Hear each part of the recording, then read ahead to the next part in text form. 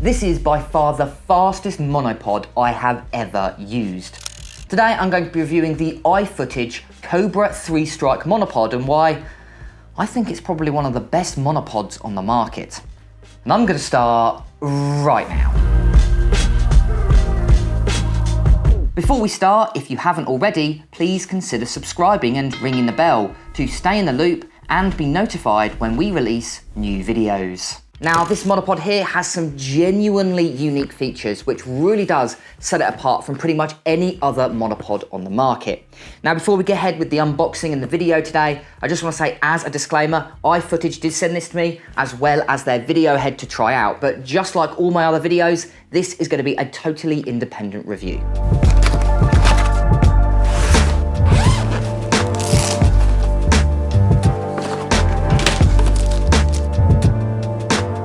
So what do you get inside the box? Well, actually, you get a decent amount. First up, you get this really nice padded bag. And it's something I really like that iFootage have actually added this. So many brands these days don't include a bag at all. So it's nice to see they've added a bag as well as a really nice one. Plus, if you are someone that uses a monopod with a video head, because obviously the length of the bag wouldn't fit it, the actual bag itself extends ever so slightly, so you can actually place a video head inside the bag with the monopod attached. So you don't have to unattach it all the time, which is something that I find really frustrating on a few other bags. So it's nice that it's actually a little bit customizable, as well as a really nice bag.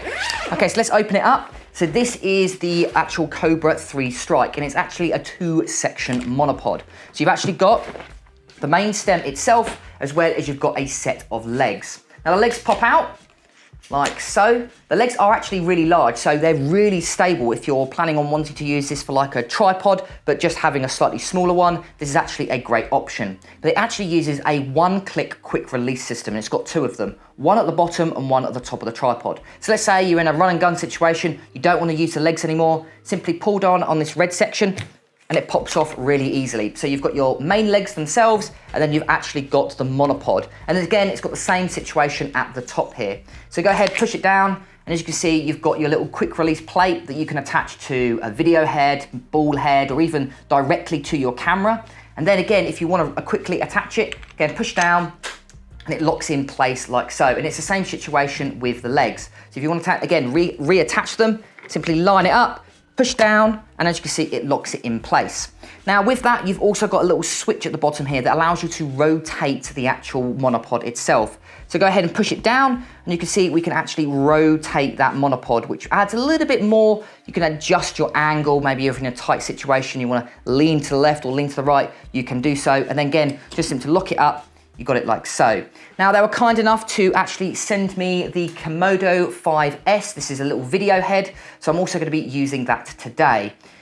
But let's talk about the main reason why you wanna buy this monopod and probably the best feature and why I think it's the fastest monopod on the market. But to show you, let's head outside.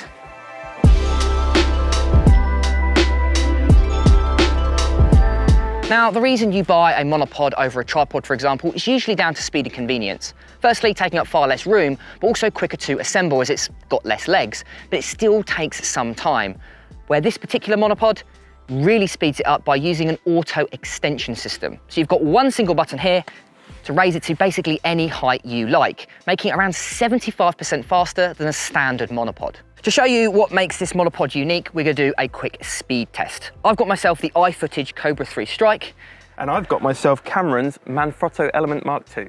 And what we're gonna do is we're gonna go from its minimum height to its maximum height and just simply see who's faster. Are you ready? 3, 2, 1. I haven't even started. I think that was pretty quick. But as you can see, this one is a lot quicker.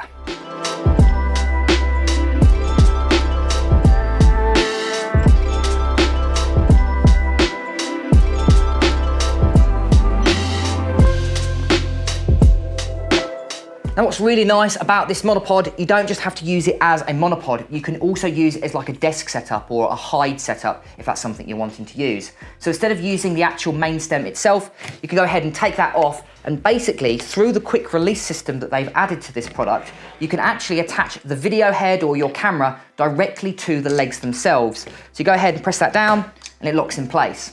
So you can use the legs and the video head here as a small little tabletop tripod. It's really stable and really handy to use. I do a lot of talking heads on this YouTube channel, so having something like this is a really handy feature. Not only is it a really fast and easy to use monopod that you can put in corners, for me, this is a really handy feature.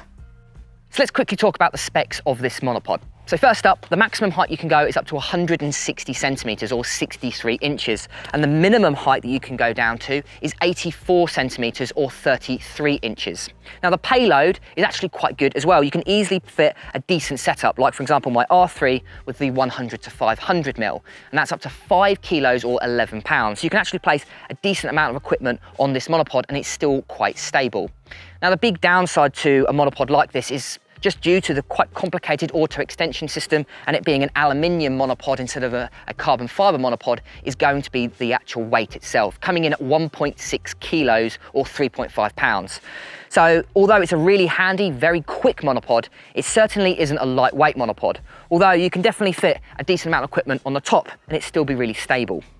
So what are iFootage asking for the Cobra 3 Strike? Well, it's definitely one of the more expensive monopods on the market, coming in at £299.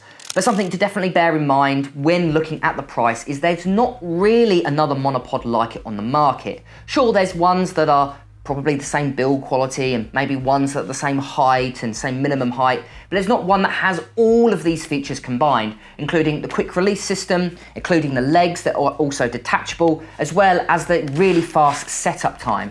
So that's something you've got to bear in mind when looking at the price of this product. If you compared it to just a bog standard monopod, like for example the one that we used in the speed test, the Manfrotto Element Mark II, that comes in at half the price of £149. But again, it doesn't have anywhere near as many features, including its maximum height, which is a really big reason why I really liked this monopod. So yes, it is on the expensive side, but for all of the features, I do think it's actually quite good value for money.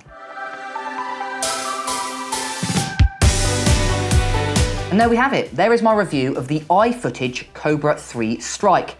By far one of my favorite monopods I have ever used, simply for that really speedy setup time, something I absolutely love. But of course, write down in the comments below what you guys think. Thank you so much to iFootage for sending me this to review. If you want to support this particular product, as well as support my channel, make sure to go ahead to the link in the description where you can actually buy this product.